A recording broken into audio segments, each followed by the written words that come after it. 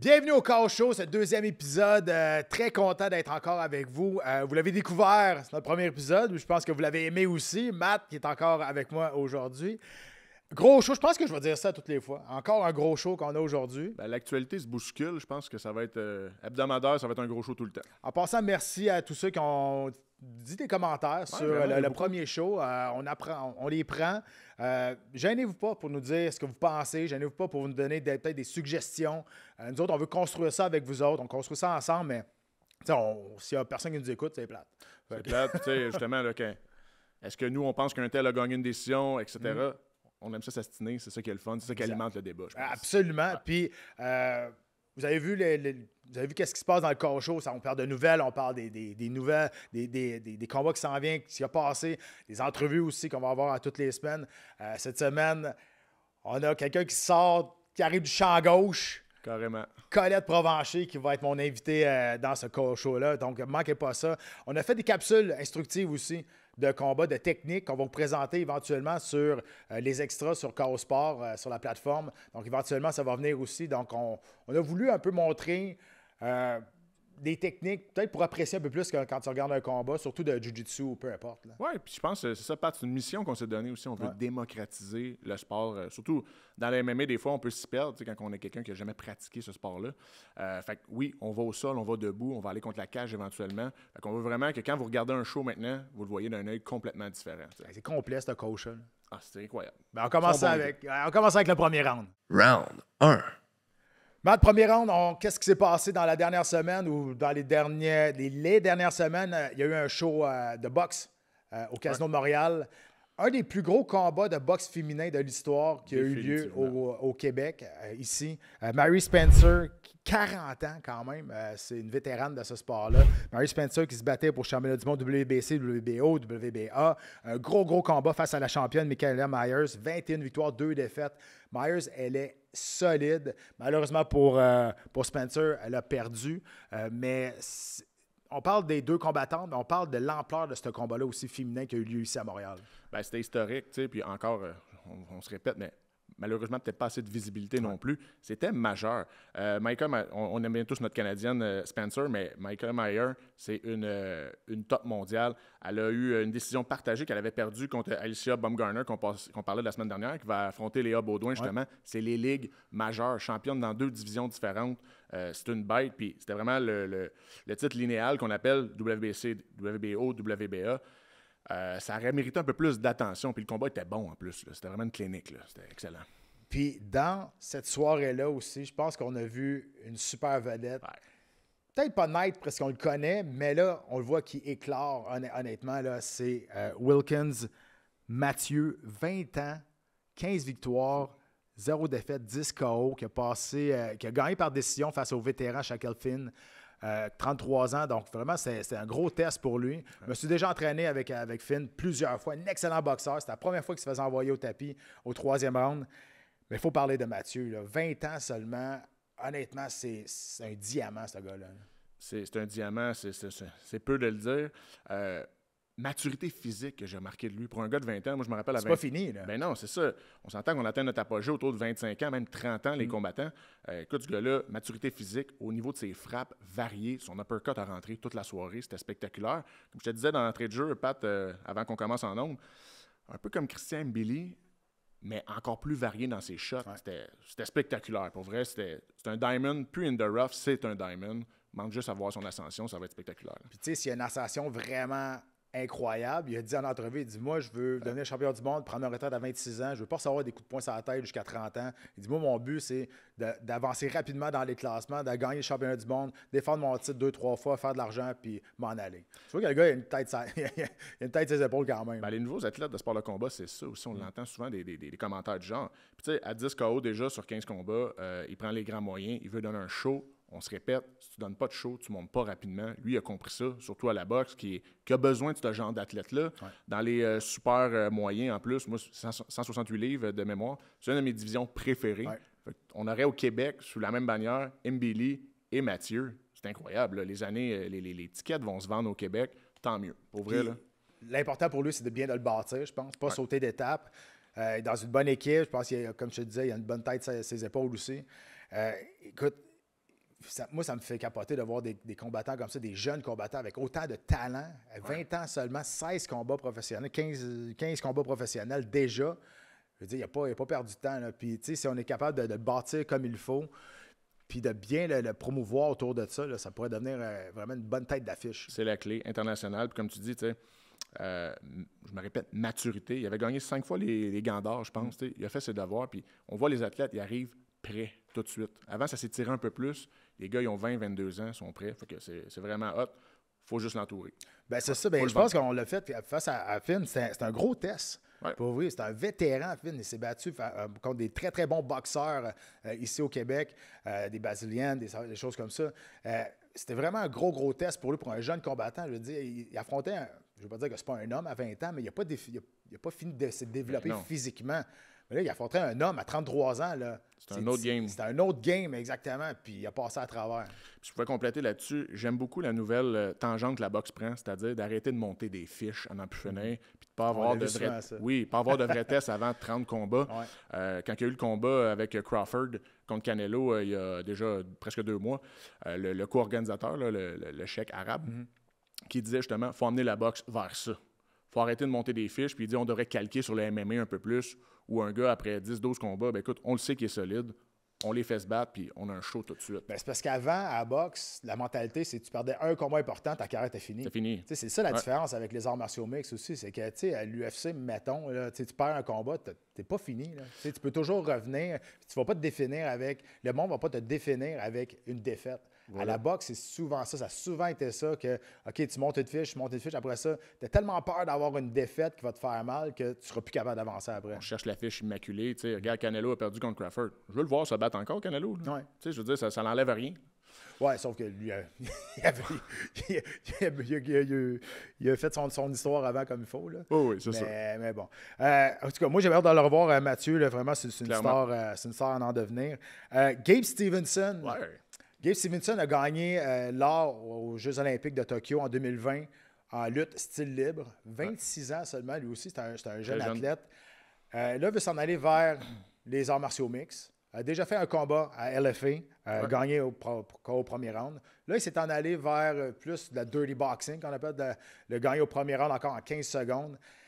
Et là, il a lancé un appel à l'UFC. Il dit « OK, vous voulez voir un vrai poids lourd? Là? » Je suis là. Le gars est 6 pieds 1, 245, 250 livres.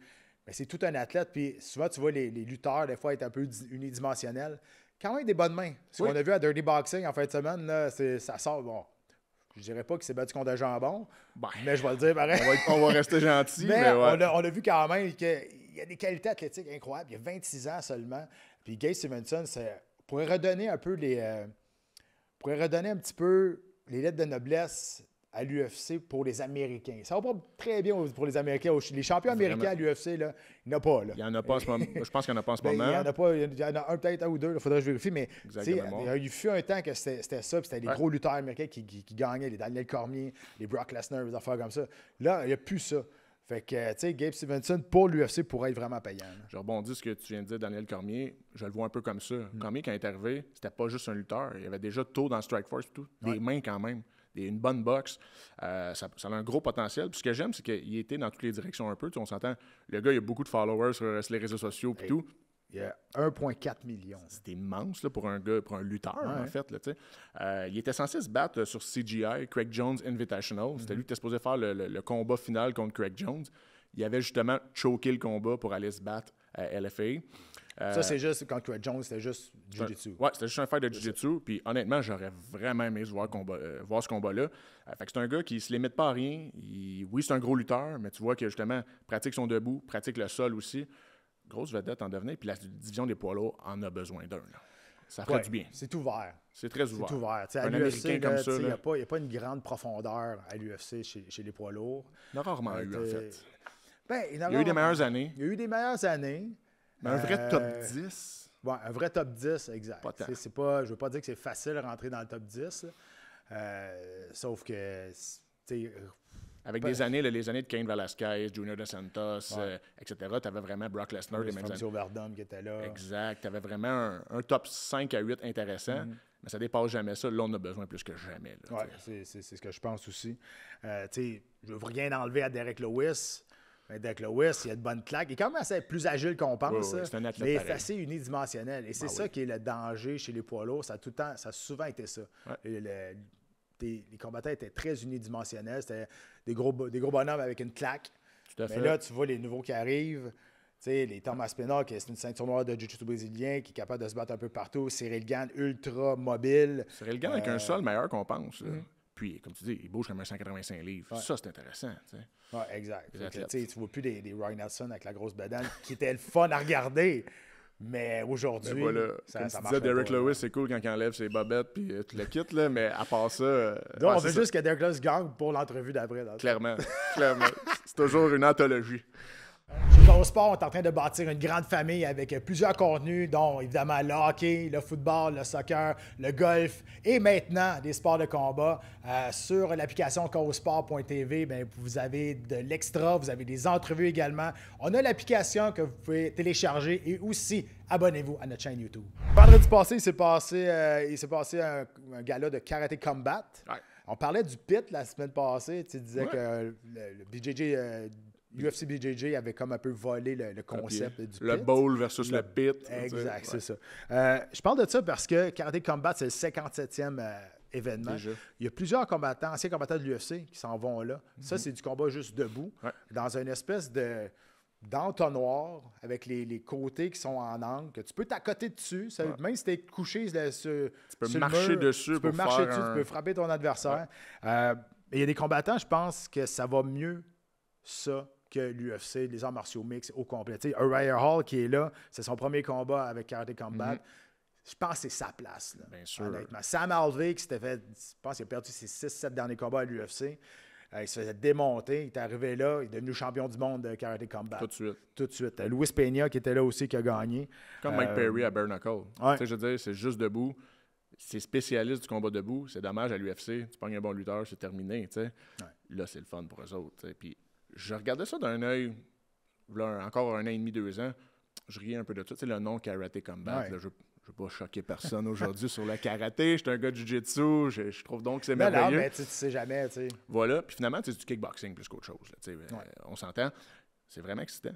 C'est bon. L'arène, comme tu dis, le pit, c'est incroyable. Ils ont fait des shows de jiu-jitsu un peu aussi. Ils ont fait des submissions, des pit submissions là-dedans. C'était vraiment bon. Greg Jones, des gros noms sont allés. Puis après, ça s'est transféré ailleurs. Mais l'idée vient de là. Puis je pense, autant pour le jiu-jitsu que le sport debout, c'est une des plus belles arènes que tu peux pas avoir.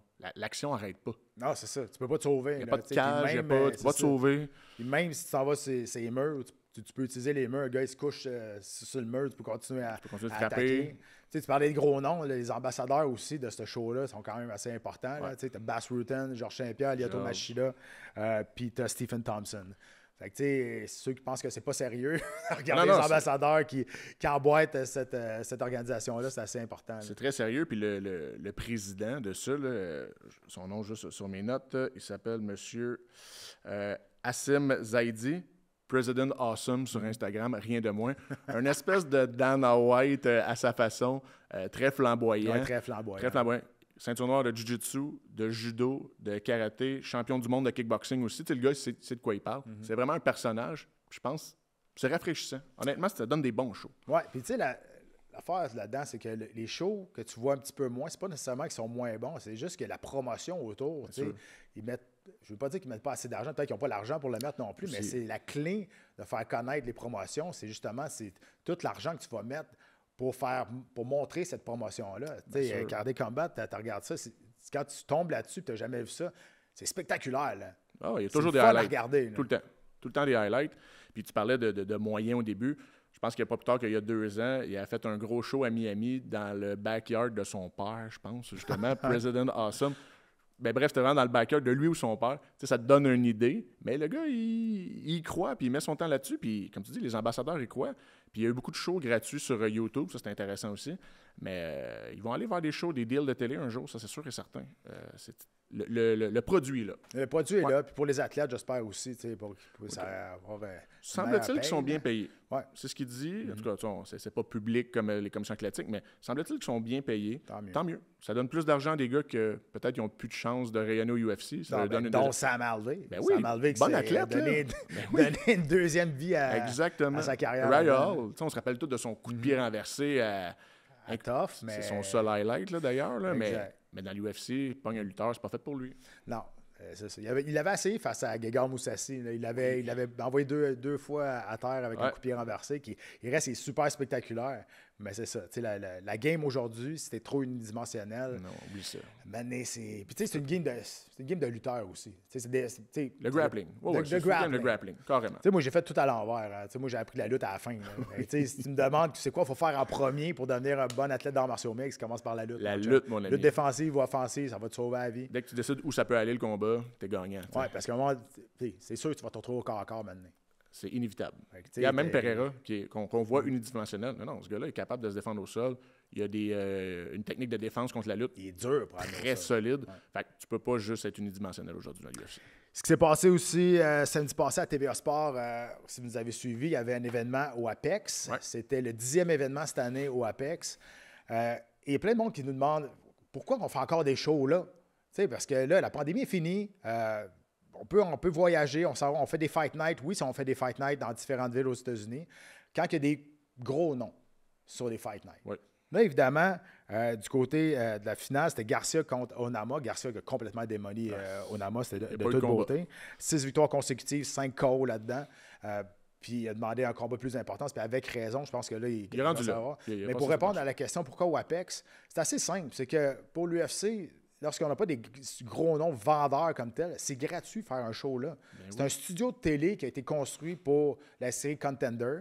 On a joint à ça un PI Center, qui est l'Institut de performance de l'UFC, qui a pour les combattants de l'UFC, c'est gratuit d'aller s'entraîner là. Tu as un gym, tu as un octogone, tu as tout ce que tu as de besoin pour t'entraîner. Tu as des nutritionnistes, des massothérapeutes, des bains chauds, des bains froids, des saunas, tu as tout. Puis c'est gratuit pour les combattants, mais pour l'UFC, lorsqu'on n'a pas des gros noms comme ça, bien, faire un show là, les caméras s'en vont jamais là, parce qu'on tourne le Contender là. Fait que c'est un gros studio de télé qu'on a mis. On a mis un peu plus de personnes. Maintenant, on a 300 personnes qui peuvent rentrer là, mais pour l'UFC, c'est gratuit faire un show là. Moi, je comprends le pourquoi, justement. Puis écoute, on a eu la chance d'y aller au PI du UFC, au centre d'entraînement, puis à Kiowan Lainez qui se battait justement au Apex.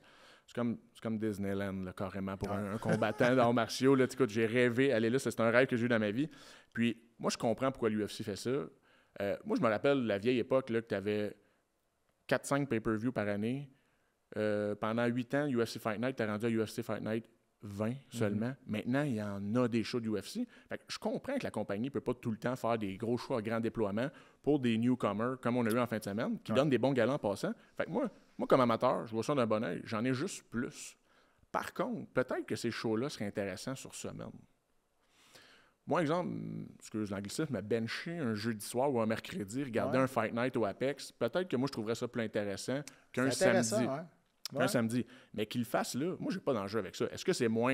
Ils font candidature déjà le mardi. Oui, c'est sûr. Ouais. Mais est-ce que. Ou un vendredi. Vendredi, c'est un peu une plage horaire morte, si on veut. Là, il y a un peu de college football à la télé, mais pas beaucoup. C'est plus le samedi. Mais ouais, ça pourrait rentrer. J'avais pas pensé à ça. C'est intéressant pour vrai. C'est sûr qu'il doit y avoir une condition d'un droit de télé ou des affaires de probablement qui est ESPN. Mais pour vrai, j'avais jamais pensé à ça. Pour vrai, faire des shows en semaine. Ouais. Au Apex, anyway, il y a 300 personnes. C'est pas une question de remplir la salle là, pour eux autres. Là. Je serais un grand amateur de ça. Leur show de Jiu-Jitsu, ils les font de semaine souvent aussi. Fait que moi, je pense que ça serait gagnant. Mais le pourquoi du comment, moi, je le comprends. Puis je trouve que comme amateur, on gagne avec ça. Sinon, on serait toujours pogné avec des Fight Nights que ça prend minimum un gros nom. Fait qu'on en aurait moins par année. Regarde, tu regardes ça. Il y a un show toutes les fins de semaine dans l'UFC. Puis ce show-là, il y a eu 8 finishes en 13 combats. Là. 3 soumissions dans le main card. On regardait ça, la carte, c'est un show poche, le code. Puis Dana il a dit comment tu fais pour dire que c'est poche quand ça n'a pas eu lieu encore? Bien là, encore une fois, il a eu raison. Il y a eu 8 finishes en 13 fights. Ça a été vraiment un gros show. Et ce qui s'en vient, on va en parler aussi samedi prochain sur le TVA Sport. C'est un show qui n'a pas beaucoup des gros noms là-dessus, mais on en avait parlé aussi. Oui. Quand il n'y a pas des gros noms, c'est la chance de n'importe qui sur la carte de sortir du lot. C'est gratuit encore. Puis il y en a une couple là-dedans là, qui ont sorti du lot. Là. Que tu vas être pogné pour payer un pay-per-view d'une couple d'années pour regarder ces gars-là. Regarde-les maintenant. Moi, il y a un prospect que j'ai retenu dans sous-carte. En plus, Dante Johnson, poids moyen, 6 finishes, 3 soumissions en 7 combats. Le gars, reconnu pour ses grosses mains, il avait gagné Dana White Contender Series. Une superbe soumission, un étranglement, le 5-finger choke. C'était vraiment malade. Hey, gratuit, j'ai regardé ça un samedi avec un petit verre et tout. regardez-les, c'est les futurs stars de demain. Les futurs stars de demain, exact. Puis, encore une fois, il y a une polémique, les doigts dans les yeux. Cortés Acosta face à Delia. Controverse, les doigts dans les yeux. Mais pas juste les doigts dans les yeux. Je veux dire, Non, ça, c'était... écoute, moi, je pensais qu'on avait arrêté le combat. Oui. Je pensais que l'arbitre avait fait un wave pour arrêter le combat. On voit la reprise, c'est pas clair. Tout le monde pensait que le combat était fini. Là, après ça, ça a pris du temps avant qu'on recommence. On a fait venir Pour vrai, c'était le bordel. J'entendais les Anglais aussi. J'entendais Daniel Cormier, j'entendais Michael Bisping. Tout le monde disait, ouais, qu'est-ce qui se passe? Personne ne comprenait ce qui se passait. Finalement, on a laissé le combat continuer. Puis, Delia s'est fait knocker. Ouais. Après, genre 30 secondes après que le combat soit. Mais je fais juste m'imaginer. Delia, le combat arrête. Il pense qu'il a gagné. Là, après ça, non, c'est pas. Finalement, on a changé d'idée. On est allé à la reprise. C'est vrai qu'il y a un doigt dans l'œil. Là, on va revenir.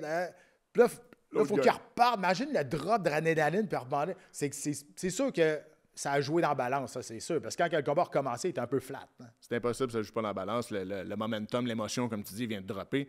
Puis, écoute, on l'a vu avec Cyril Gane contre Aspinall il y a à peu près une semaine. Tu sais, Delia, c'est un des partenaires d'entraînement à Tom Aspinall. Wow. Ça sont jinxés au bout. Ça s'invente pas.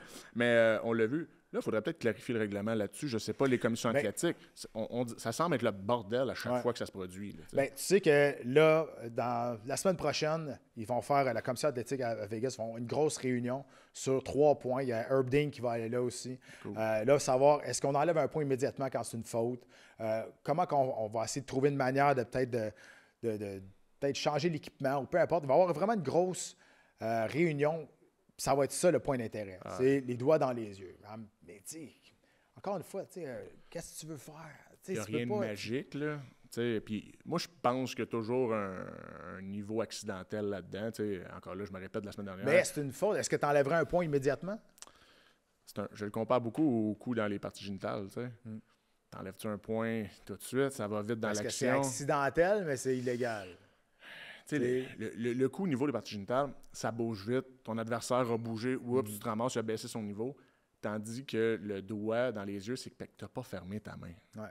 Puis, c'est différent. Puis on se fait avertir dans les vestiaires. Ouais. Les arbitres viennent tout le temps dans les vestiaires avant les combats, ceux qui vont être là comme arbitre. Puis ils vont dire, OK, tu peux garder ta main ouverte, mais les doigts dans les airs. Tu peux pas les doigts comme ça. Fait il y a déjà un avertissement qui est donné d'avance.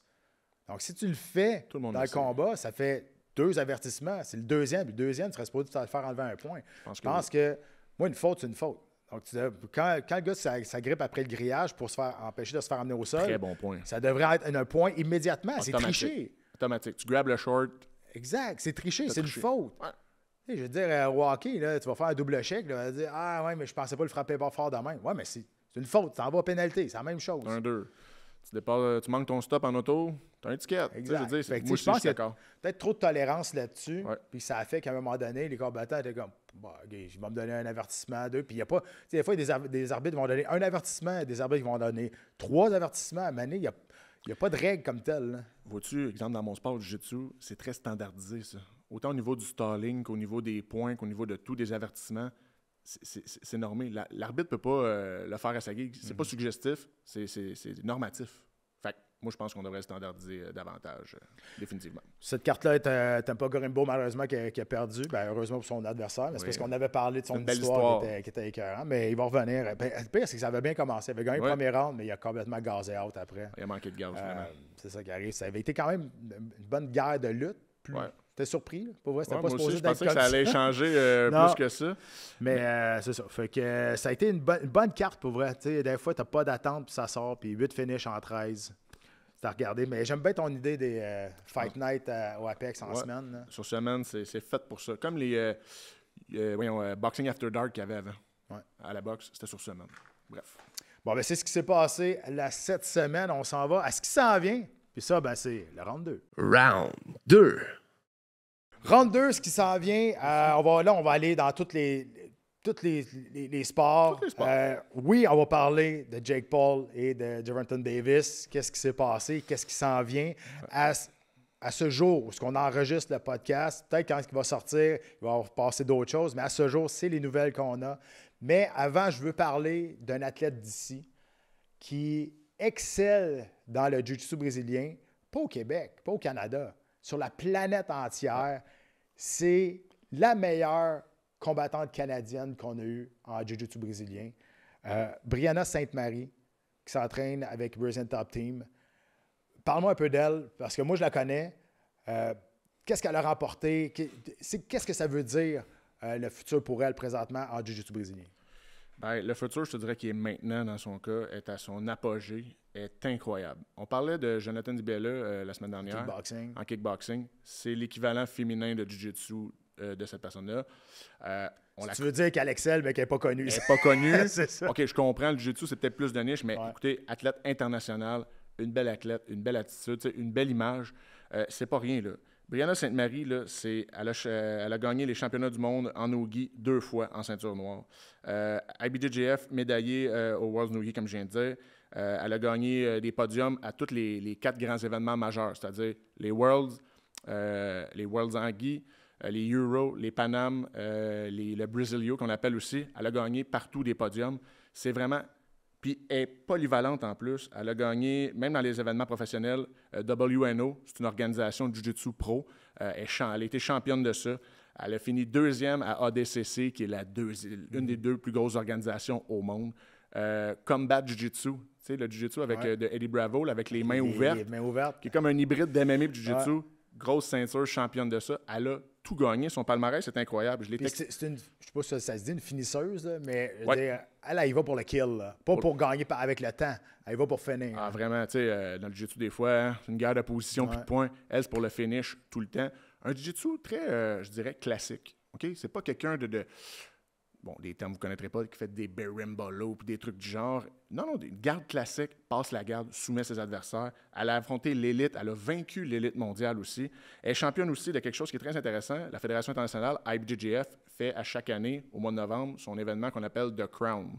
Parce qu'à la fin, tu gagnes une grosse couronne en or comme ça, c'est écœurant. C'est en gi, donc avec le kimono. Puis l'année passée, elle a remporté l'événement. Fait qu'ils font tous venir les champions, les tops de l'organisation. Puis c'est une soirée gala, c'était le tournoi qui se gagne le jour même. C'est vraiment spectaculaire. Elle a gagné ça, championne défendante. Encore cette année, elle va être à l'événement dans 2 semaines. On en reparlera. Mais Brianna Sainte-Marie, c'est quelque chose. On gagne à la connaître. C'est une belle ambassadrice de notre sport en plus. Absolument. Mes 2 petites filles font du jiu-jitsu. Moi, je leur parle souvent, « Hey, soyez comme Brianna. Belle attitude. Sur les réseaux sociaux, elle est drôle aussi quand même. Fait que, belle figure pour le sport aussi au Québec, parce qu'on en a eu besoin d'une Brianna Sainte-Marie. On le sait, du jiu-jitsu au Québec, on a eu un gros problème avec ça. Oui, bien justement. Ça, je veux qu'on en parle de ça, Matt, parce que le jiu-jitsu brésilien a été longtemps toléré, mais il paraît qu'il n'a jamais été légal. Puis à un moment donné, il est arrivé un nœud dans le manche, quelqu'un qui s'est plaint d'une compétition, la police a débarqué, et là, ils ont comme interdit les compétitions de jiu-jitsu brésilien. Oui, tout ça date de 2017. C'est ça, ramène-nous dans le temps un peu. Oui, il y a de l'homme, il y a de l'hommerie. Petite chicane entre 2 promoteurs là, pour une histoire de gala. Finalement, la police débarque parce qu'un a fait une plainte. Puis là, la police réalise que... Parce qu'au Québec, s'il n'y a pas un règlement dessus, c'est illégal de facto. C'est comme ça dans plein d'autres choses, OK, d'ailleurs. Donc, le jiu-jitsu était illégal, toléré, comme tu dis. Moi, j'ai compétitionné depuis 2010 en jiu-jitsu. On n'avait aucune idée de tout ça. Ça a été un coup de pelle d'en face. OK? C'était juste avant les championnats Abu Dhabi Trial qu'on appelait, qui se tenaient à Montréal à chaque année. En plus, Centre-Pierre-Charbonneau. Oui, au Centre-Pierre-Charbonneau. Montréal, avec Toronto, on était la mecque du jiu-jitsu au Canada en plus. Ça roulait. Je me rappelle, je compétitionnais la veille, événement annulé. Tout tombe sur pause du jour au lendemain. C'est comme tout pratiquant du jiu-jitsu, la terre, le ciel venait de tomber. Finalement, ça a été un long chemin, une traversée du désert. En plus, avec la pandémie qui est arrivée, il y a eu rapidement un petit consortium qui s'est mis ensemble pour essayer de créer une fédération et tout. C'était vraiment difficile. Il fallait qu'un règlement soit changé par le gouvernement du Québec. Il n'y avait pas de fédération comme telle ici au Québec. Il n'y avait rien de tout ça. Tu sais, c'était vraiment le Far West, comme on dit. Il n'y a pas de fédération, mais aussi le sport, il n'y a pas moyen, vu que ce n'était pas un sport olympique. C'était vraiment très difficile. C'était un sport de combat qui n'était pas olympique. Le gouvernement du Québec se devait de faire une modification. Puis dans toute cette foulée-là, l'Ontario se ramassait avec le même problème. Eux, rapidement, sur cet ajusté. Nous, au Québec, comme on sait, parfois, tout est long. Finalement, en 2023, le Jiu-Jitsu a fait son grand retour grâce au travail incroyable de gens qui se sont donnés cœur et âme là-dessus, dont je salue Johnny Zemouli qui s'est beaucoup donné là-dessus. C'est actuellement le directeur général de la Fédération du Jiu-Jitsu. Tu as des gens qui siègent sur le CA. J'ai eu la chance de siéger sur le CA dans la première année et demie, justement, du retour comme trésorier, du retour de la Fédération québécoise de Jiu-Jitsu, la FQJJB. brésilien. Cédric Essimini, que je salue aussi, qui est président du CA en ce moment, puis toutes les autres personnes de près ou de loin, là, j'en oublie, qui ont contribué à ça. Maintenant, notre sport est en pleine effervescence, tu en parles souvent, très populaire. Le Jiu-Jitsu, en ce moment, c'est 4880 membres dans la fédération, dont plus de 1200 enfants, ados. Wow. Ça, c'est spectaculaire, puis c'est juste le début. 19 tournois en 2024, 2025, 8 galas. Le sport a le vent dans les voiles, bien structuré. Il y a un gars qui est directeur sportif au niveau des arbitres, Carl Fagnan, que je salue, un bon ami. C'est la bonne personne pour ça, pour rendre notre sport sérieux. Formation d'arbitres, formation des coachs. Maintenant, les gyms, il faut qu'on soit membre pour pouvoir y compétitionner. On doit avoir des formations minimales, comme dans tous les autres sports. Donc, on a vraiment sorti de la grande noirceur. C'est positif, mais on a perdu des années. Des bonnes années, oui. Des bonnes années. C'est pour ça qu'une Brianna, c'est tellement une belle ambassadrice. Puis elle a continué de compétitionner à l'international. Même moi, je compétitionnais. Il fallait que je sorte du Québec. Il fallait que j'aille en Ontario, aux États-Unis. Mais maintenant, on peut compétitionner toutes les fins de semaine pratiquement ici. Une chose qu'il faut que le monde comprenne, c'est que le Jiu-Jitsu brésilien, c'est une communauté. Énorme. C'est tout le monde, oui, on va sur le tatami puis on se bat un contre l'autre, mais tout le monde travaille pour l'art martial qui est le Jiu-Jitsu brésilien. Tout le monde se met ensemble pour faire connaître ça et que ce sport-là soit plus vu par monsieur, madame, tout le monde, puis que connu également, parce que c'est un sport extraordinaire, c'est un sport safe, très sécuritaire, dans des bons gyms. C'est un sport qui fait grossir la confiance en eux, des kids, moi je pense, honnêtement. Et comme tu dis, c'est un sport en pleine effervescence, ça grossit. Puis c'est ça qui est beau dans les compétitions de Jiu-Jitsu. Tu peux pas aimer tout le monde, je comprends, là, mais en général, pour vrai, c'est la grande communauté qui se rejoint en même place pour faire ce qu'ils aiment. Si tu n'as jamais connu, si tu n'as jamais allé là, tu es un néophyte, tu te pointes, mettons, Saint-Pierre Charbonneau pendant une compétition. Voyons, tout le monde se donne des câlins, ça, c'est bien bizarre. C'est ça. Rarement, j'ai eu un de mes adversaires dans la vie. C'est ça on essaie pratiquement de se briser les membres et s'étrangler. Puis après, hey, cool, je vais aller traîner chez vous. Oh, je vais passer à Laval te voir. Exemple, un gars que je connais, Jado, puis tout. Fait que c'est vraiment le fun. Grosse communauté. Même quand tu sors à l'international, tu drop in dans un gym, tu dis, hey, je fais du jiu-jitsu. Viens-t'en, mon chum, on t'aime et on t'offre pratiquement de coucher chez eux le soir là, pour t'héberger. Belle communauté. N'importe quel papa de petite fille ou de petit garçon qui subit de l'intimidation et tout, mettez vos enfants du jiu-jitsu, c'est génial. Puis allez voir Brianna Sainte-Marie, je vous le dis. Oui, bien c'est ça. Une athlète. On va en reparler parce que c'est dans 2 semaines, le Crown. On fera un petit segment là-dessus. Là. Il y a des gros noms aussi. Parce que c'est ça. Le but de ce show-là aussi, le KO Show, c'est faire valoir, montrer les athlètes d'ici qui sont méconnus, peut-être dans des sports que le monde connaisse un peu moins. Jiu-Jitsu brésilien, Brianna Sainte-Marie, Jonathan Dibella, les jeunes qui poussent à la boxe. T'sais, pour nous autres, c'est bien important de montrer qu'au Québec... Une mission, encore une fois. Là. Exact. On a des bons combattants, on a des bons athlètes intelligents, jeunes, qui ont un brillant avenir, puis qui montrent le sport d'une belle façon aussi. C'est un sport de combat. La violence, je le dis tout le temps, la violence, tu la veux où ce que tu la veux, ça t'appartient. Il y a des sports de contact, il y a des sports de violence, ceux qui regardent ça. Mais peu importe, tous ces sports-là, c'est des sports de frappe, des sports de combat. Mais on voit que c'est des athlètes qui sont intelligents, des jeunes qui poussent. Là. Retenez toujours le mot « art » dans arts martiaux mix ou art martial. Bien, la boxe, c'est le noble art. C'est le noble art. C'est vraiment un art. C'est une démonstration de physique incroyable. Parlant de boxe, on va s'en aller dans un côté un peu moins glorieux pour un des deux. Jake Paul contre Gervonta Davis, on en a parlé la semaine passée. Le combat n'aura pas lieu, finalement. Parce que Gervonta Davis... ce combat-là n'aura pas lieu. Le gala a été reporté. Mi-décembre, on n'a pas la date encore. On cherche un adversaire pour Jake Paul. Jake Paul a décidé d'annuler ce combat-là parce que Davis il est pogné avec des accusations de voies de fait et de kidnapping sur son ex. Donc ça, c'est tout non officiel. Nous, je rapporte les faits, qu'est-ce qu'on a vu. Et en plus, son ex l'accuse de menace de mort aussi.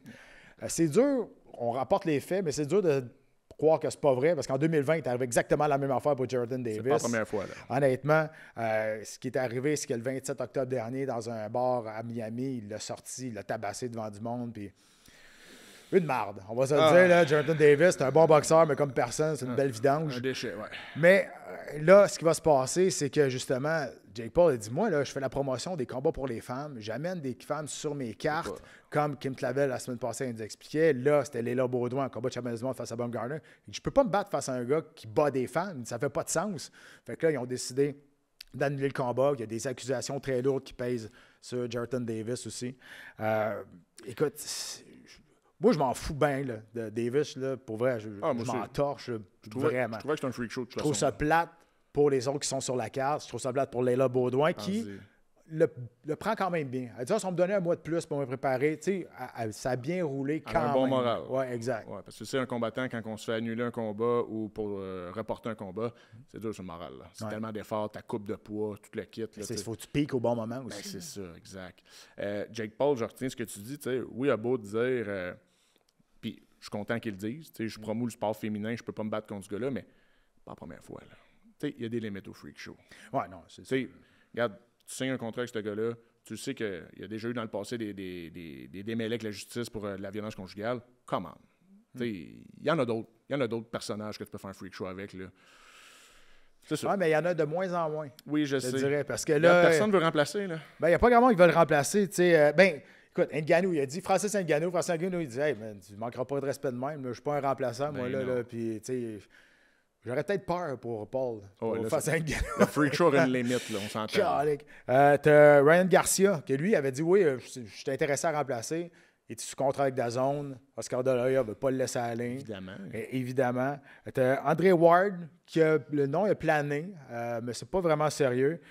Nick Diaz a dit, moi, je suis prêt. Je vais signer le contrat. Là. Mais c'est Netflix qui a dit non. Netflix a dit, non, vous autres, vous avez déjà eu un combat. Ça a été plate. C'est vrai que c'était plate. Nous autres, on ne veut pas rembarquer là-dedans. Et là, lui qui reste, mais là, c'est Anthony Joshua. Anthony Joshua, il dit, ouais, je pense que moi, j'aimerais ça. Fait que là, c'est le nom présentement. Là, je vous dis encore, lorsqu'on enregistre ce podcast-là aujourd'hui, c'est les nouvelles qu'on a. C'est Anthony Joshua qui serait potentiellement le remplaçant à Jonathan Davis. On s'entend, là. On n'est pas en même place pantoute, là. Tu parlais d'Ngannou, Joshua a détruit Ngannou en plus, tu sais. Imagine contre un Jake Paul, je veux dire, ça serait... C'est là qu'on verrait que c'est un combat arrangé ou non, là. Il y a toujours des doutes qui... En tout cas, on en jase, là. Mais écoute, Anthony Joshua... Moi, Jake Paul, ça me tenterait pas, là. Il y a des limites, là. Non, tu passes d'un gars de 130 livres que tu vas te battre contre à Anthony Joshua, qui est un des boxeurs les meilleurs de sa génération. La seule défaite que Paul a, c'est contre Fury. Ouais. C'était type. C'est pas un grand boxeur. Là. Ben non, on parle pas de Tyson, on parle de son fils. Il y a le nom, c'est tout. C'est ça. Mais ouais, c'est ça. Fait que, mais tu sais, là, c'est supposé d'être mi-décembre, le 12 ou le 19. Donc, on espère que ça va avoir lieu. Parce que pour Léa Baudouin, ce n'est que pour elle. Exact. Oui. Pour Léa Baudouin, pour elle, passe. Et les autres, là. Tu sais, l'histoire d'Léa Baudouin, c'est une belle histoire. Hein, parce que c'était même pas supposé être elle qui se bat en combat de championnat du monde. Lorsqu'elle a gagné son dernier combat, elle a mentionné qu'elle voulait se battre contre Baumgartner. Elle a plaidé son point. Elle a contacté du monde proche du clan de Jake Paul. Puis ça a marché, man. Ça a marché. Elle s'est battue pour avoir cette place-là, puis elle l'a eue. Pour vrai, c'est vraiment cool. Ben de là, l'aspect, faut que tu te vendes. Ouais. À un moment donné, si tu te fies juste à tes performances, aussi belles soient-elles dans le ring, mais tes drabs en dehors, ça prend du chien. Puis, tu sais, Bob Garner, je pense qu'elle adore les challenges et la controverse. Là. Ouais. On en parlait. Mais voilà, fait que ça donne un bon combat. Fait que tant mieux, mais je trouverais ça vraiment plate que cette opportunité-là file pour elle. Là. Puis, tu sais, honnêtement, là, pour en revenir à Davis, oui, il est 30-0. Là. Comme boxeur, c'est bien, mais tu sais, c'est un thug avec de l'argent. Un bum avec de l'argent. Exactement. On n'a pas besoin de ça dans le sport, je pense. Mais non. Il y en a d'autres des bons. Je pense qu'il y en a d'autres des aussi bons, mais avec qui vont montrer une meilleure image au sport, à la boxe. Tu sais, ça, c'est comme des... On dirait que c'est la vieille garde. On dirait que c'est comme avant, c'était des bombes, des street fighters qui avaient des très bonnes qualités athlétiques, mais comme personne. Comme dans plein d'autres sports. Là, dans plein d'autres sports, on peut voir ça au football, au baseball, dans n'importe quoi. Mais on n'a pas besoin de ça. Puis, quelle image tu donnes après? Bah, non, puis il a bien fait d'annuler ça. Moi, j'aime les méchants dans les sports. C'est juste ça que les gens... On peut pas tout être des Georges Saint-Pierre, parce que ça prend Georges Saint-Pierre a une belle carrière, parce qu'il y a toujours des bons méchants contre lui. C'est ça. Mais ça, c'est pas un méchant. Ça, c'est un trou de cul. Excusez, là, mais c'est un bâton de marde, comme mon grand-père me disait. Oh, c'est bon, ça. Un bâton de marde, exactement. on va être bipé. Écoute, on va appeler un chat, mais regarde, on ne donnera pas plus d'attention à Davis qu'il le mérite. C'est assez. Bien fait d'avoir annulé ce combat-là, Paul, parce que ça aurait pu continuer, parce qu'il n'est pas en prison. Non, parce que Paul a dit non, c'est assez. Là, encore innocent. Il y a des maudites limites. Là. Mais sur ce gars-là, ça a comme passé sur radar, mais il y a un combat qu'on n'a pas parlé la semaine passée quand on a parlé de ça, mais quand même, Ederson Silva contre Chris Weidman à la boxe. veux dire, ça a passé sur radar. Je pense que c'est le deuxième combat de la carte là, ou en sous-carte. Là. Ça a passé sur radar avec raison parce que ça m'intéresse pas zéro. Aucunement. Aucunement. Écoute, Anderson Silva, il a passé 50 ans, je pense. Il doit être pas loin. Là. Pas loin. Tu vieillis, fait que Lucie doit vieillir. 3 victoires, 2 défaites en boxe. Chris Weidman, c'est son premier combat en boxe. Ils veulent faire une trilogie, là, parce qu'il... Chris Weidman, c'est un lutteur, là. T'sais, oui, il avait réussi à battre Anderson Silva avec le fameux crochet. Mais Anderson, ce combat-là, c'était... il a poussé la ligne de l'arrogance un peu trop loin. La ligne de l'arrogance, mais il y a toujours l'aspect que tu as peur du takedown et tout, mais juste boxe, Chris Weidman, ça vaut quoi? Je le sais pas, puis je manque pas de respect. Mais qui veut voir ça? Pas moi. Qui se dit, hey, j'ai hâte à ce combat-là. Je veux dire, on s'entend, je me suis battu contre Anderson Silva, j'étais un grand fan d'Anderson Silva. All-time un de mes préférés. J'ai toujours aimé Chris Weidman. Je trouvais ça plate quand la chaîne a débarqué, ça a été la descente aux enfers. Ça, j'ai eu comme, pas de la pitié, mais j'étais, je trouvais ça vraiment plate pour lui. Mais là, à un moment donné, il faut que ça s'arrête. Oui, puis surtout, ça revient toujours à la boxe en plus. C'est comme, encore là, grand amateur de boxe, c'est mon premier amour, la boxe. Là. Fernando Vargas contre Tito Trinidad quand j'avais genre 11 ans. C'est mon premier combat que j'ai écouté à vie. J'adore la boxe. Mais là, c'est comme si la boxe ramassait juste les vieilles affaires à gauche et à droite. C'est comme une vente de garage. Puis là, on crée des shows avec ça. On remplit des cartes. Voulez-vous bien... Regarde, là, on parlait de Wilkinson Mathieu tantôt. Là. Mettez ces gars-là, ces gros shows. Encore là, je fais souvent des comparables avec le UFC, le MMA versus la boxe. Un MMA, tu peux t'asseoir, regarder une carte au complet, puis ça va être relevant. Une carte de boxe, là. Oui. Parce que carte de boxe, le problème, c'est qu'ils vont faire la promotion d'un seul combat qui est le main event. Tu sais pas qui se bat avant. Là. La boxe ne crée pas de personnages autres que les champions. C'est ça. C'est ça le problème. Ouais. Il ne crée pas l'événement. Il crée un combat. Il ne crée pas l'événement de la boxe. Tout à fait. Un Dustin Poirier dans l'UFC, on a suivi sa carrière jusqu'à la fin. Il n'était plus champion. Ben, il a été champion tellement de fois. Mais on tripait dessus. Il remplissait les foules. Pourquoi? Parce que c'est un personnage. On l'aimait, il donnait un show. À la boxe, tu n'as pas ça. Tu ne retrouves pas ça. Il gagnera à le faire. Et aussi, samedi, on va avoir un autre Fight Night. Ça va être le 11e gala au Apex cette année, sur les ondes de TVA Sport à 17h. C'est pas une grosse carte de gros noms, encore une fois, mais comme on l'a vu la semaine passée, ça peut donner des choix extraordinaires. Mais il y a quelque chose d'intéressant, c'est comme les frères Jourdain, les frères Bonnefin vont se battre sur la même carte. Donc, on espère que ça va arriver aux frères Jourdain prochainement, là, dans le début de l'année. Mais les frères Bonnefin qui vont se battre, Gabriel Bonnefin face à Randy Brown en finale, un clash de style. Bonnefin très, très solide au sol. Brown qui est plus au niveau du combat debout, plus un striker. Mais ça doit être bizarre de se battre avec quelqu'un que tu connais. Tu te bats avec la même carte que ton frère. S'il perd, si vous êtes dans le même vestiaire, il perd le combat. Je sais pas, ils mettent-tu dans le même vestiaire de facto? Sont-ils dans le coin rouge ou coin bleu ensemble? Peut-être, je sais pas. Ils peuvent peut-être le demander. Vu qu'il est en finale, peut-être qu'il peut dire il y a peut-être quelques petits privilèges. Là. Mais oui, ça doit être vraiment particulier. Imagine. Puis imagine, victoire retentissante, l'autre dévasté après une grosse défaite. C'est bizarre. Et ça, c'est un mix emotion. Oui, gagner les deux en même temps, ça doit être complètement fou. Ouais. Mais ça, c'est intéressant. On va le vivre avec les Jourdains, j'en doute pas. Ah, ben, je le souhaite. Montréal, ça serait-tu le fun? Je le souhaite. Ça serait le fun. Fait que c'est TVA Sport 2, samedi à 17h. Là, il n'y aura pas de match 7. Fait que là, ça va être à TVA Sport 2 toute la soirée. La semaine passée, il y a eu le match 7. Il a fallu qu'on s'en aille sur l'application web. C'est difficile à regarder, honnêtement. Écrivez-moi pas. Je peux rien faire. Pat, change-nous ça. Je ne peux rien faire. Écrivez-moi pas. Je peux rien faire. Des fois, là, c'était la même affaire quand on était à l'autre poste aussi à RDS. Ça allait sur RDS Info de quoi de même. Moi, je suis juste l'animateur. Là. Des fois, il m'écrit, il dit dis-le à tes boss. Non, je peux rien faire. Ça n'arrivera pas. Fait que moi, je vous passe l'information, puis essayez de suivre. Mais ça me fait plaisir que vous m'écrivez. Ça me fait plaisir. Je vais vous répondre tout le temps, mais j'ai pas de contrôle là-dessus. Ah, ton pouvoir se limite, malheureusement, mais c'était pas évident à regarder, honnêtement. Puis je comprends, c'était le match-up de la série des Blue Jays contre les Dodgers, mais cette semaine, ça va être le fun. Puis, un autre bon point pour les cartes à l'Apex, puis tout, là, ça commence plus tôt, ça finit plus tôt aussi. Ça, c'est cool à regarder. Ben d'accord. Ouais, rendu me coucher à 2h, je suis rendu un vieux monsieur. Là. Non, mais c'est vrai. Pour ceux qui écoutent le gala du début à la fin, là, mettons, là, des pay-per-view, là, c'est avec les prélims que tu vas checker à Fight Pass, les pré-prélims. C'est 7 heures de show. C'est énorme. Il faut t'aimer ça. Là. Faut vraiment. Moi, je le fais parce que je travaille, là, mais je peux te dire, un fan, puis on en a plusieurs qui nous écrivent, qui sont là depuis des années, qui écoutent ça du début à la fin. Honnêtement, là, c'est des gros fans. Gros fans. Mais encore là, les meilleures surprises sont dans ces combats-là. T'as bien raison.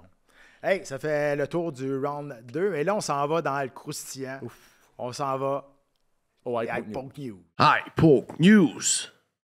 Poke News, Matt, il y a du croustillant, il y a du stock, honnêtement. On va commencer avec 2 petits fun facts. Je sais pas si tu as vu ça passer, Mark Zuckerberg, il fait du sparring avec Pereira. Ouais, c'est drôle. Là, c'est très drôle, puis on n'élabore pas trop là-dessus, mais j'étais tout le temps là, je dis, Pereira va y en lâcher une, mais Pereira va y en lâcher une. J'avais peur pour Zuckerberg. Il est tout petit en plus. Il est tout petit. Il essaie. Puis là, tu vois que Pereira, il fait juste se toucher à peine, il tasse de 2 pieds.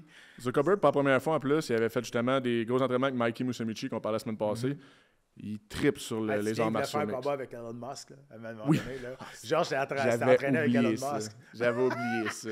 Alors, ça a été un solide freak show. Mais allez voir ça, c'est assez comique. Quelque chose de moins comique, par exemple, BJ Penn, une icône. Légende. Une légende. C'est la 6e fois qu'il se fait arrêter cette année. Problème de santé mentale. Mais oui. Lui, il pense que dans sa maison, c'est des comédiens qui ont remplacé ses parents. Show Truman pour lui. Là. Pour je sais pas quoi. Il pense que lui, là, c'est du monde fake qui est autour de lui, que là, il est complètement dans une psychose. Puis là, il a battu un gars en ville à Hawaii, un gars de 47 ans. Il l'a tabassé. Là, il se fait arrêter encore une fois, 6e. Pour vrai, c'est une descente aux enfers. Ouais. Puis le monde, tu sais, les combattants qui le connaissent, BJ Penn, il demandait quasiment à l'UFC, aidez-le, s'il vous plaît, aidez-le. Puis ils ont essayé de l'aider. Je pense que oui, parce qu'ils sont quand même fidèles envers leurs anciens icônes. Ils ont essayé de l'aider, mais c'est un loose cannon. Ça va trop loin. Il est comme convaincu que le monde autour de lui, c'est des comédiens et c'est plus ses parents. Là. Il a même fait des sauts en politique dans les dernières années. Il s'était présenté comme gouverneur, je pense. Gouverneur ou sénateur, bref. Il est mélangé. Il y a beaucoup dans la théorie de conspiration, comme tu le dis. C'est dommage. C'est le gars qui m'a fait aimer le jiu-jitsu. Un des plus grands champions de l'UFC. Un des premiers doubles champions de l'UFC. Avec Randy Couture dans ces années-là, mettons. Exact. Exact. Fait que, tu sais, c'est triste. Quand on voit ça, est-ce que c'est des dommages au cerveau suite à sa carrière? Je sais pas, mais je pense que c'était quelqu'un d'instable. Ça a toujours été une bébête, BJ Penn. Là. Puis, tu sais, honnêtement, c'est un gars qui avait beaucoup de talent, mais il n'a jamais eu besoin de faire ça pour vivre. Là. Ses parents avaient 2 compagnies d'huile à Hawaii. Oui. Fait il était déjà multimillionnaire avant de faire les sports de combat. C'était pour le love, vraiment. Pour le love, puis lui, il était bon. Là. On s'entend, il était champion. Sauf qu'un autre qui n'a pas arrêté au bon moment. T'sais, parce que si tu es fan de l'UFC depuis 10 ans, tu regardes BJ Penn, tu dis, tu peux pas me faire croire que ce gars-là a déjà été un des meilleurs au monde. Ben oui. C'est un peu comme Anderson Silva. Tu regardes, si tu es fan de l'UFC depuis 6-7 ans, tu regardes Anderson Silva, tu dis, voyons, ça peut pas être de GOAT, ce gars-là. On voit la nouvelle génération d'amateurs qui n'ont pas vu ces gars-là. T'sais, BJ Penn Prime, là, allez voir les highlights, là, c'était un masterpiece. Combat de retour, encore une fois, on parlait d'Anderson Silva face à Chris Weidman. C'est sorti de nowhere. Ouais. Pour vrai, je regardais ça, je me dis, ça vient de où, ça?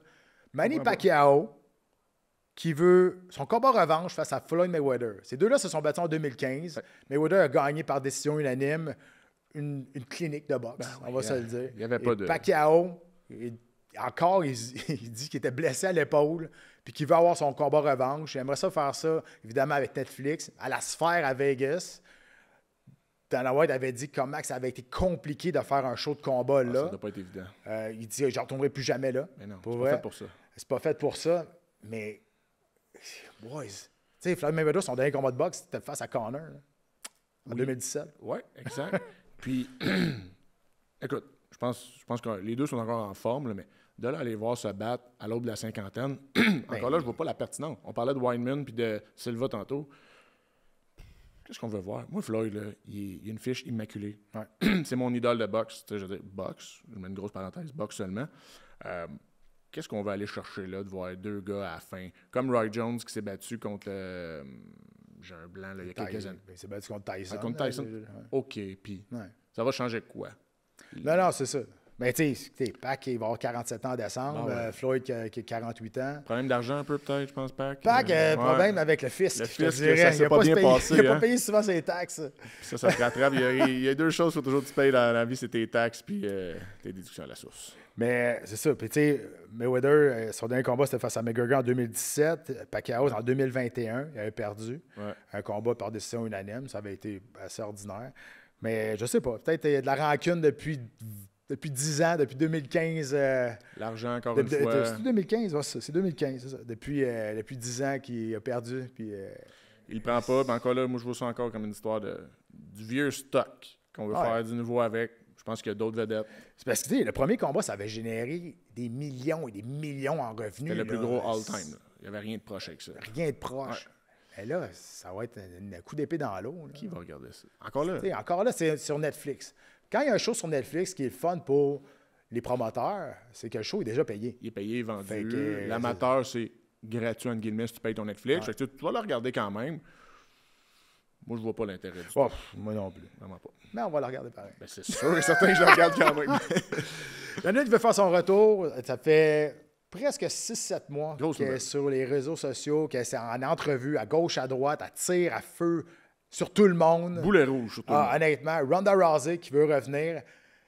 Ça serait bon pour les 135 livres, pour l'UFC, parce que là, présentement, ça me fait pitié, là, honnêtement.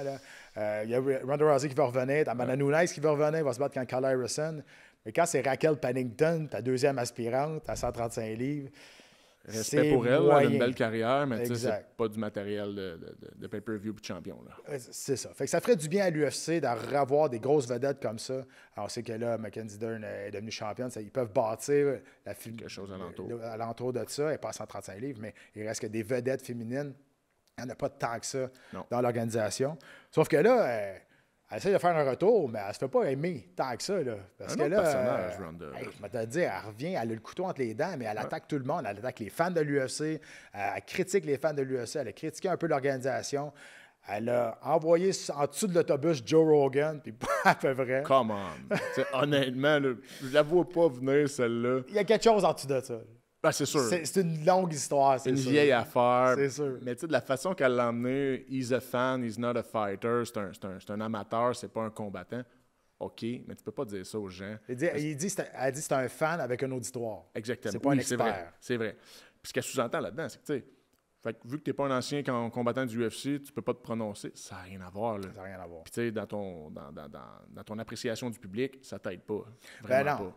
Là, le gars qui faisait l'entrevue, il dit « Ouais, mais c'est déjà battu en taekwondo. » Elle dit « Taekwondo, c'est pas du combat, ça. » Fait que, hey, je te dis, elle bûche tout le monde. Ouais. Puis là, je me dis, c'est bizarre attitude pour faire un comeback.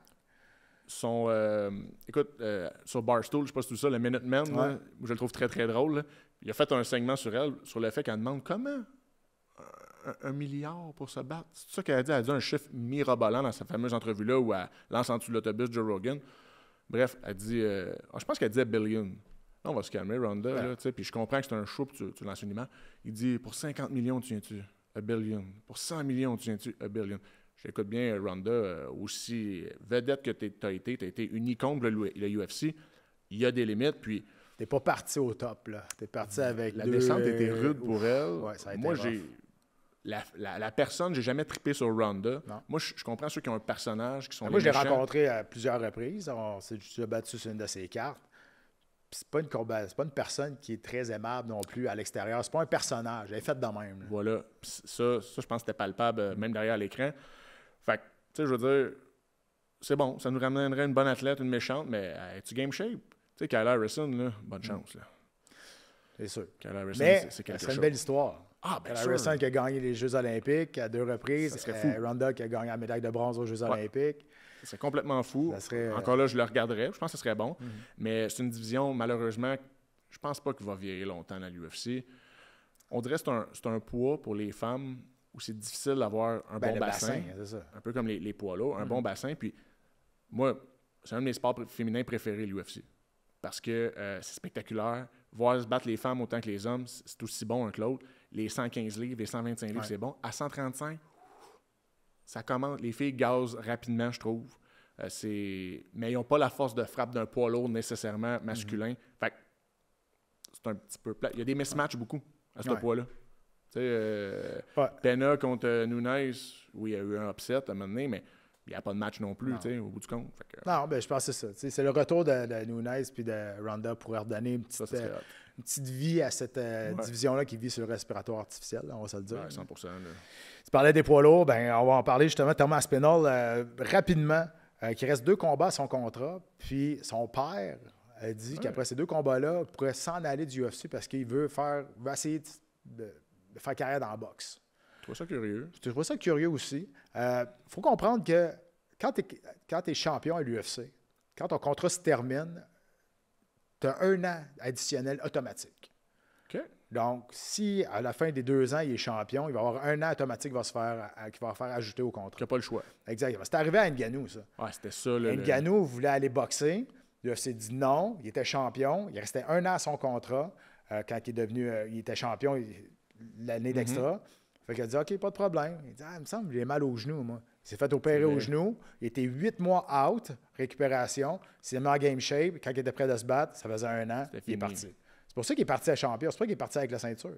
C'est pour ça qu'il l'a laissé. C'est 1 an et non un combat de plus. Non, c'est c'est ça qui est important à comprendre. C'est 1 an. Ben, je comprends qu'il veut peut-être faire cette stratégie-là, mais je pense pas qu'Aspinall, avec tout le respect, a atteint ce statut-là encore. Je pense pas, moi non plus. Sur le market, là, parce que Ngannou, je pense qu'on a vu une pour les premières fois dans l'histoire du MMA, un marché des joueurs autonomes que l'UFC ont perdu. On n'a pas réussi à le signer. Il a tenu tête. Fait que, il a vraiment fait valoir sa valeur. Ngannou, tout le monde riait de lui là, quand il disait je vais aller me battre contre Fury. Ouais. Mais Caroline, c'était arrivé. Il l'a fait. Ouais. Contre Joshua aussi, etc. Mais par contre, je pense pas que Thomas Aspinall a ce star power-là. Il n'y a pas la même histoire. Puis le gars, il est exceptionnel, là, mais je pense pas qu'il y a ça encore. Il n'a pas été un champion UFC assez légitime, à mon sens, à moi, pour avoir ça, ce statut-là. On va terminer avec un gros sujet. On l'a gardé à la fin parce qu'il y a beaucoup de stock. Scandale des combats truqués à l'UFC. Plein de choses qui sortent depuis 4-5 jours. C'est parti, ça, du combat de la fin de semaine passée de Isaac Bulgarian face à Yadier Del Valle. Bulgarian était favori dans ce combat-là 1 semaine avant le combat. Et là, plus que le combat arrivait, plus que évidemment les cotes, les lignes de cotes changent, les odds. Ça arrive tout le temps. Ouais. Sauf que là, la journée avant, ça a complètement flippé. C'est devenu, là, les cotes étaient devenues vraiment très, très hautes pour que Del Valle gagne par soumission au premier round. Et c'est ça qui est arrivé. Et là, il y a une enquête là-dessus parce que, Matt, il y a eu 16 millions d'euros qui ont été mis sur ce combat-là. Qui est un combat d'inconnu. FBI qui flag ça. Ouais. Et là, ce combat-là mène à une discussion, plein d'autres combats qui auraient été sous investigation de... Il y a peut-être eu des combats truqués. Ariel Adouani dit, moi, j'ai à peu près 100 combattants qui m'ont déjà dit qu'ils avaient déjà demandé de perdre pour un montant d'argent. Tu as Vince Morales qui s'est fait offrir 70 000 $ pour perdre. Tu as Lando Vannata qui a dit qu'à 7 fois, il s'est fait offrir de l'argent pour se coucher. 7 fois. Là, ça vient au grand jour. Mais tu sais, je pense pas que c'est nouveau. On voit le scandale de la NBA aujourd'hui avec la mafia et toute la quête. Dans tout sport professionnel. Le soccer a vécu ça dans les années 90. Énorme. Puis ils le vivent encore. C'est juste que là, c'est moins public. Là, ça sort public. Puis là, Dana White dit là, la première affaire que j'ai faite quand j'ai su ça, j'ai appelé le FBI, puis on a jasé avec ça. Encore une fois, non officiel, on rapporte ce que j'ai lu, on rapporte ce qu'on a vu. Mais clairement, Bulgarian s'est fait sacrer à la porte. C'est pas fait payer. Immédiatement. Là. Il est sous enquête avec toute cette espèce de polémique-là de paris des combats. Là. Bien, là, c'est carrément l'intégrité du sport. C'est ça qui est dommage. Voilà. Puis, je ne suis pas un gambler invétéré dans la vie, mais oui, moi, je parie un petit peu à l'occasion puis tout sur le sport. Tu sais, je trouve que c'est des petites sommes, là, des 4-5 $ à gauche et à droite pendant que j'écoute des matchs. Je trouve ça vraiment intéressant. Maintenant, c'est démocratisé. C'est légal, le gambling, tu sais, un peu partout. Puis écoutez, le sport a sauté à pieds joints là-dedans. Ça a comme redonné une valeur aux clubs sportifs même ou aux organisations sportives. Mais ça vient avec ce malheureux danger-là. Puis là, on est en train de le voir, puis le diable se cache dans les détails. Ils font pas ça sur des gros combats, là. Tu sais, on vous parlait... C'est une sleeper card en fin de semaine. Sleeper card. Yeah, vous voyez, une sleeper card, c'est intéressant. Ouais, il y a même des scandales de combats arrangés.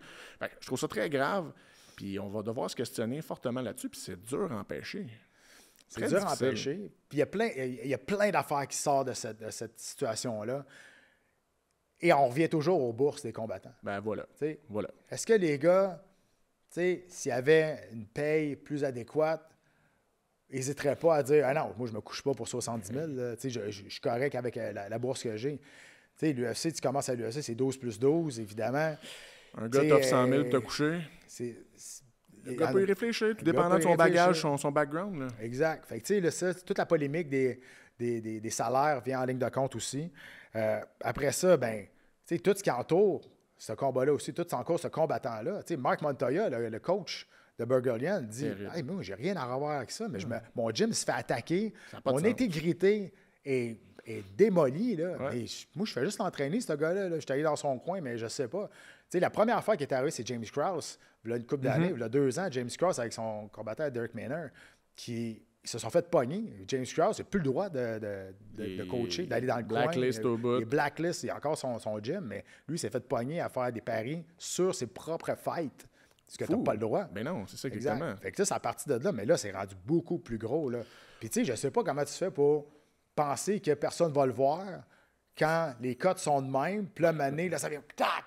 Puis là, celui qui est négligé va passer une soumission au premier round à son adversaire, puis ça a été bêté là-dessus. T'sais. Ça avait été sur la décision, peut-être ça se cache mieux, mais écoute, sur le round, sur quelque chose de niche comme une soumission, ils sont allés gros, les gars, on s'entend, mais tu regardes le combat, tu te dis, ouais, ça se peut pas.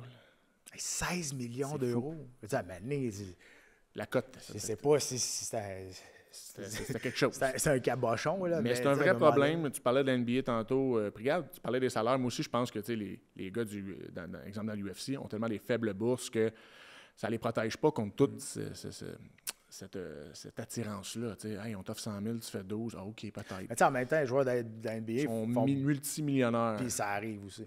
Hey, écoute, il y a toutes sortes de vidéos qui circulent. Là. C'était peur, hein?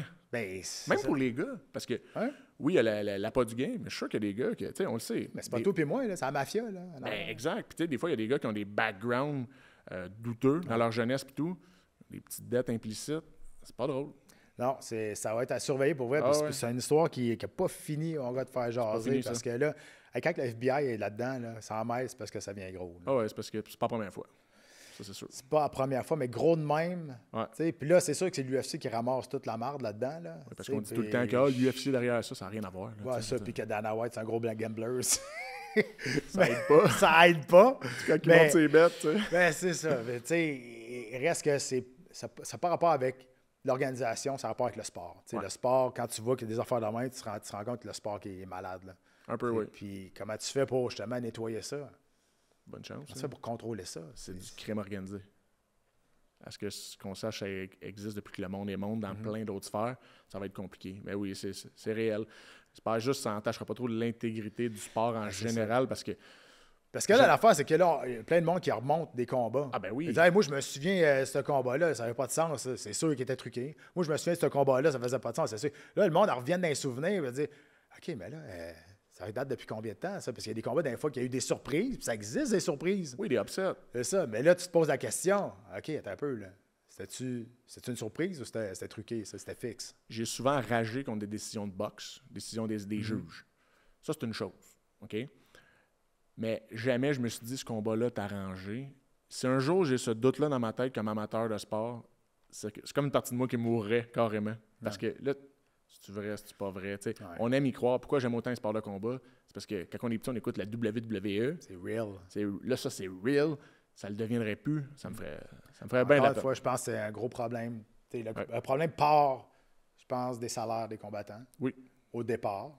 Après ça, tu fais ce que tu veux avec ces 3 lettres-là. Là, on parle de l'UFC, mais je pense que c'est le sport en général là, qui est pogné avec ce problème-là. C'est juste que c'est à moins grande échelle, là, évidemment. Mais après ça, ça doit être intelligent à faire ils valent de l'argent, ces lettres-là. Exact. C'est très monnayable. Puis, j'en ai parlé souvent. T'en as un bel exemple. J'ai fait des belles bourses, moi, quand je me suis battu à l'UFC pendant 12 ans de temps. Oui, parce que j'étais un vétéran, je me suis battu pour le championnat du monde. Mais ces 3 lettres-là de l'UFC sont extrêmement monnayables sans te donner un coup de poing sur la gueule. Plus que tes bourses. Exact. Plus que les bourses, tu as des occasions d'affaires. Être un UFC fighter, c'est impressionnant pour monsieur, madame, tout le monde. Tu vas dire champion du monde de Bellator, qui n'existe plus, mais champion du monde de Bellator, cool. On te connaît pas, tu fais du combat. UFC, tu as un statut. Je me bats sur le premier combat de la sous-carte de l'UFC, où il n'y a pas un chat dans les estrades. Bon, on va dire, mais t'es un UFC fighter. Fait que ces 3 lettres sont ultra puissantes. Puis si t'es moindrement un peu logique, où tu vois les opportunités, tu vas être capable de monnayer ces 3 lettres-là. Moi, je vais toujours être un UFC fighter. sais, je dis tout le temps, à la star, tu sais, oui, je fais de l'acting, je suis comédien. Si je gagne un trophée pour être. Le monde va tout le temps dire, regarde, c'est l'ancien combattant du UFC qui est devenu acteur puis qui est rendu bon là-dedans. Ça va toujours être ça. On aime ces histoires-là. La marque est plus grande. Quand j'essaie d'expliquer à un néophyte, le jiu-jitsu, c'est quand tu écoutes le UFC, là, quand ils sont à terre, c'est ça. UFC rentre tout le temps. La marque est plus au grande. début, quand ça commençait à partir, le UFC, en gros, le monde venait au gym, il voulait faire des cours de UFC. Ben oui, c'est quoi le cours de UFC? Non, il y a du jiu-jitsu, du Muay Thai, de la boxe. Non, moi, je vais faire du UFC. Ben, mon homme, c'est pas on va s'asseoir, je vais t'expliquer quelque chose aujourd'hui. Ouais, exact. Fait que si on est intelligent, tu peux le monnayer comme tu l'as fait, là. Ouais, ben, je veux dire, tout le monde peut le faire. Ah ouais, c'est juste exact. qu'à un moment donné, c'est ça. Faut pas t'avoir peur de l'utiliser parce que tu t'es donné corps et âme pour cette compagnie-là aussi. Un gros scandale, je pense qu'on va en reparler. On va en reparler, on n'a pas fini, exact. Mais ça finit notre show d'aujourd'hui, Matt. Gros show encore. Merci encore d'avoir été là. Le Brianna Sainte-Marie, on va en reparler aussi. Gros bloc sur le Jiu-Jitsu brésilien. Faut en parler. À toutes les shows, on va en parler. Si vous n'aimez pas ça, faites fast forward, je m'en fous, parce qu'on va en parler tout le temps de Jiu-Jitsu brésilien. Ouais. Cette heure-là, on va parler de tout ce qui se passe à travers la planète combat. C'est ça l'important, c'est ça le but de ce show-là. C'est pas un show d'MMA, c'est un show de combat. De combat, exact. C'est ça qui est intéressant. Et on va parler de combat dans si vous voulez rester, on va parler de combat dans le face-à-face. Je peux pas croire que je vais dire ça. C'est hot. Mais avec Colette Provencher. Donc, manquez pas cette entrevue-là au face-à-face.